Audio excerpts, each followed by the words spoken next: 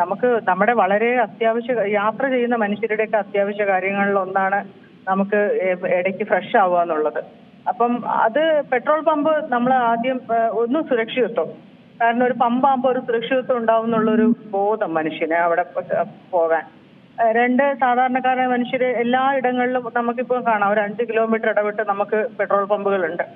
അപ്പോൾ ഒന്നും വലിയ ബുദ്ധിമുട്ടില്ല. അപ്പോൾ അങ്ങനെ ഇരിക്കുന്ന സമയത്താണ് ഹൈക്കോടതി ഇത്തരത്തിലുള്ളൊരു ഉത്തരവ് വന്നത്. അത് വളരെ നിർഭാഗ്യകരമായി പോയി എന്നേ പറയാനുള്ളൂ. പിന്നെ പമ്പ് ഉടമകളെ സംബന്ധിച്ച് അവർക്ക് മെയിൻ്റനൻസിനൊന്നും അത്ര വലിയ ബുദ്ധിമുട്ടുണ്ടെന്ന് എനിക്ക് തോന്നുന്നില്ല. കാരണം അത്രയ്ക്കും മോശം കച്ചവടമൊന്നുമില്ല, ഏറ്റവും നല്ല ബിസിനസ്സാണ്. ലിക്വിഡ് മണി കയ്യിൽ വരുന്ന ഏറ്റവും നല്ല ബിസിനസ്സുകളിൽ ഒന്നാണ് പെട്രോൾ പമ്പ്. ആരും കടം പറയൂല, പൈസ എപ്പോഴും കയ്യിലുണ്ടാവും. ഇഷ്ടംപോലെ റോൾ ചെയ്യാനും പൈസ ഉള്ളവരാണ് പമ്പ് ഉടമകൾ. അവര് ഒരു നിവൃത്തിയില്ലാത്ത ഗതിയില്ലാത്ത ആൾക്കാരല്ല പമ്പ് തുടങ്ങുന്നത്. പമ്പ് ഒരു 1.5 കോടി തന്നെ വേണം നമുക്കൊരു പമ്പിന്റെ കൺസ്ട്രക്ഷൻ തീർക്കാനായിട്ട്.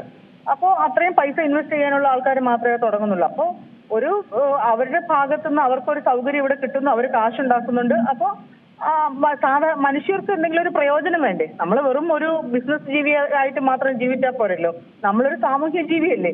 അപ്പൊ സമൂഹത്തിന് ഉതകുന്ന എന്തെങ്കിലും ഒരു കാര്യം നമ്മൾ ചെയ്യണ്ടേ? അതും നിർധനരൊന്നും അല്ലല്ലോ, കാശുകാർ തന്നെയാണ്. എല്ലാ പമ്പുടമകളും ഗ്യാസ് ഏജൻസി ഉടമകളും എല്ലാം കാശുകാർ തന്നെയാണ്.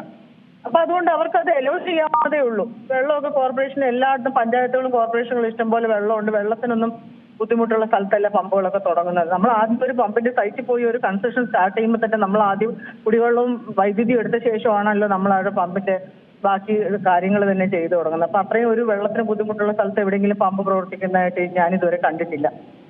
അപ്പൊ അതുകൊണ്ട് ഈ വിധി ഒരു നിർഭാഗ്യകരായി പോയി. അത് പൊതുസമൂഹത്തിന് ഗുണപ്പെടുന്നതല്ല. എസ്പെഷ്യലി ആണുങ്ങൾക്ക് സ്ത്രീകൾ യാത്ര ചെയ്യുന്ന സ്ത്രീകളെ നല്ലപോലെ ബാധിക്കുന്ന ഒരു വിഷയമാണ്. അപ്പൊ അതുകൊണ്ട് ഇതൊന്ന് പുനർവിചിന്തനം ചെയ്യുന്നു, ഇതിനകത്തൊരു പുതിയ ഉത്തരവ് ഉണ്ടാകുന്ന തന്നെയാണ് നമ്മൾ പ്രതീക്ഷിക്കുന്നത്. കാരണം ഇത്തവണ ഇനിയിപ്പോൾ ഒരു 1000-ഓളം പെട്രോൾ പമ്പ് 2003 നോട്ടിഫിക്കേഷൻ അനുസരിച്ച് വീണ്ടും വരാൻ പോവുകയാണ്. എല്ലാവരും NOC എടുത്തുകൊണ്ടിരിക്കുകയാണ്. അപ്പൊ അത്രയും ഇത് എന്ന് പറഞ്ഞാൽ മനുഷ്യന് ആവശ്യമുള്ളതാണ്. നമ്മൾ ഇത്രയും പൈസ കൊടുത്ത് ദീർഘദൂര യാത്ര ചെയ്യുന്നവരാണ്. നമ്മൾ ഇത്രയും ഇപ്പോൾ നമ്മളൊക്കെ ഇവിടുന്ന് കാസർഗോഡ് പോകുമ്പോൾ തന്നെ നമ്മൾ ഒരു 15,000 രൂപയുടെ ഡീസലാണ്. ഞാനൊക്കെ എല്ലാ മാസവും കാസർഗോഡ് വണ്ടി പോകുന്ന ആളാണ്. അപ്പൊ ഒരു 15,000 രൂപയുടെ ഡീസൽ മാത്രം നമ്മൾ ഉപയോഗിക്കുന്നുണ്ട്. അപ്പൊ നമ്മൾ ഇത്രയും പേ ചെയ്ത് ഒരു സർവീസ് എടുക്കുന്ന സമയത്ത് ആ ക്വാളിറ്റി അത് തിരിച്ചു തരാൻ പമ്പുടമകളും തയ്യാറാവണം. അവരുടെ കച്ചവടമല്ലേ നടക്കുന്നത്, നമ്മളെ യാത്ര ചെയ്യുന്നതുകൊണ്ടാണല്ലോ. അപ്പൊ പൊതുസമൂഹത്തിന് എന്തെങ്കിലും ഒരു ഗുണം വേണ്ടേ? കാശില്ലാത്തവരല്ലല്ലോ. അപ്പൊ അത് ഹൈക്കോടതി ഇതിനെ പുനർവിചിന്തനം ചെയ്യുന്ന പുതിയൊരു ഉത്തരവ് ഇറക്കും എന്നാണ് വിശ്വസിക്കുന്നത്. അത് ആരെങ്കിലും ഇങ്ങനെ അന്യായമായിട്ട് എന്തെങ്കിലും ഒരു റീസൺ, ആരെങ്കിലും ടോയ്ലറ്റ് മോശമാക്കിയിട്ട് പോകുന്നു, ഇങ്ങനെ വേറെ എന്തെങ്കിലും പറഞ്ഞായിരിക്കും ഒരു പക്ഷേ ഇവരെ ഈ ഉത്തരവ് തരപ്പെടുത്തിയിട്ടുള്ളതെന്ന് ഞാൻ വിശ്വസിക്കുന്നു. തെറ്റിദ്ധരിപ്പിച്ചിട്ടുണ്ടാവും ഹൈക്കോടതികളെ.